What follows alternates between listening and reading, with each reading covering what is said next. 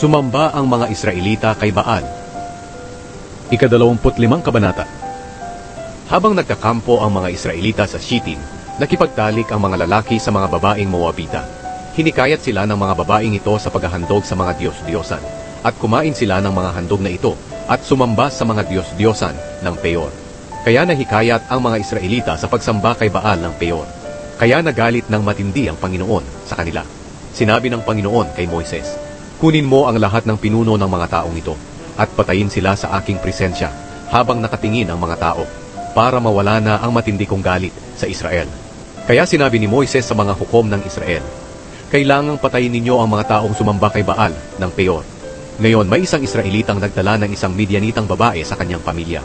Nakita ito ni Moises at ng buong kapulungan ng Israel habang nagluluksa sila roon sa pintuan ng Toldang Tipanan.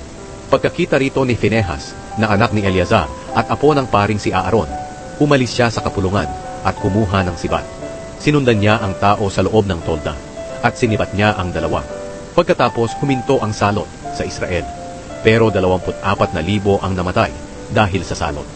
Sinabi ng Panginoon kay Moises, "Inalis ni Phinehas na anak ni Eleazar at apo ni paring si Aaron ang aking galit sa mga Israelita.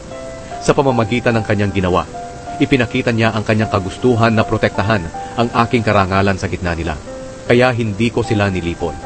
Kaya sabihin mo sa kanya na gagawa ako ng kasunduan sa kanya, na pagpapalain ko siya. At sa kasunduan ito, siya at ang kanyang mga angkan ang magiging mga pari magpakailanman. Dahil ipinakita niya ang aking galit at tinubos niya ang mga Israelita sa kanilang mga kasalanan." Ang Israelitang namatay kasama ng babaeng Midianita ay si Zimri, na anak ni Salu, na pinuno ng isang pamilya na lahi ni Simeon. At ang Midianitang babae ay si Cozbi, na anak ni Zur. Si Zur ay isang pinuno ng isang pamilyang Midianita.